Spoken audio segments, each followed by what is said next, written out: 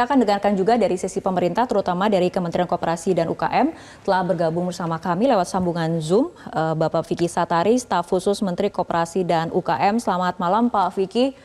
Mengenai langkah dari TikTok Shop yang besok betul-betul kemudian sudah official ditutup, dan tadi ada juga pandangan dari pelaku UMKM maupun e-commerce, ini sebetulnya bagaimana Kementerian Koperasi dan UKM melihatnya?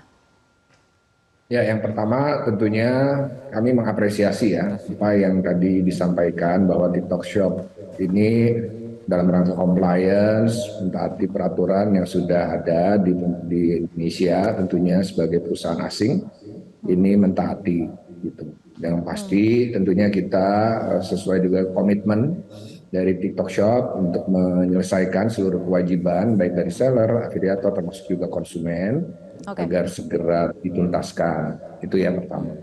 Nah, yang kedua tentunya ini kan bicara kepentingan Indonesia secara menyeluruh. UMKM di Indonesia ini adalah penyedia lapangan kerja 97%. UMKM yang penyedia lapangan kerja tentunya adalah UMKM produsen.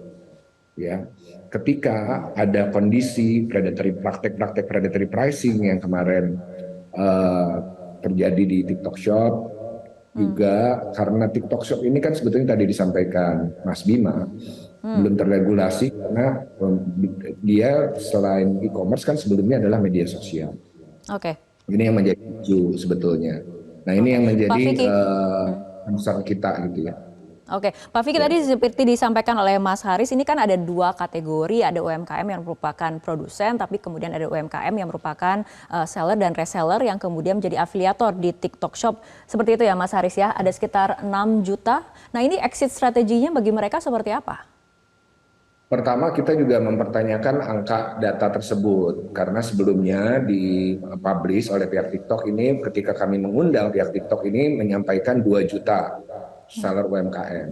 Kemudian dalam waktu 2-3 bulan jadi bertambah 6 juta.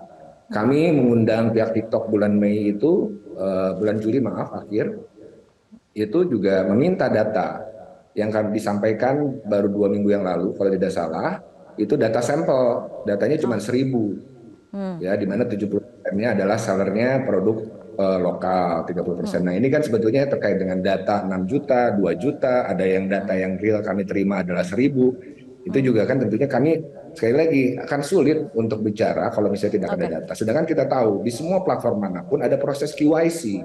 Pasti ada platform, pasti punya data orang, ada NPWP, ada secara fakta kan disampaikan pihak TikTok bilang bahwa ada NIB-nya, NIB sebagai seller, berarti datanya ada. Tapi kenapa yang disampaikan kepada kami itu hanya data sampling yang jumlahnya hanya 1.000. Berarti dari total yang disampaikan 6 juta ini kan kita juga masih menunggu poinnya itu ya. Nah, kedua, substansinya adalah kaitannya dengan seller-seller yang ada di TikTok Shop, ini kan bisa menggunakan platform yang lain. Di mana sebelumnya media sosial ini kan adalah tempat memfabrikasi percakapan promosi pemasarannya. Tapi transaksinya dilakukan di e-commerce anggota Mas Bima, ide yang lain, ya, check out-nya di e-commerce, check out-nya di retail online, dan link yang lainnya. Jadi sebetulnya tidak ada yang harus kemudian harus tutup, gulung tikar, dan seterusnya. Tidak. Dan sekali lagi, ini UKM ini seller. Yang kita ingin dorong adalah UKM produsen ke depan. Seller penting dan ingin kita dorong adalah menjual produk-produk lokal. Karena kalau misalnya tidak ada unequal playing field dengan predatory pricing produk-produk impor, yang mati lama-kelamaan siapa? Kan UMKM produsen kita. Jelajahi cara baru mendapatkan informasi. Download Metro TV Extend sekarang.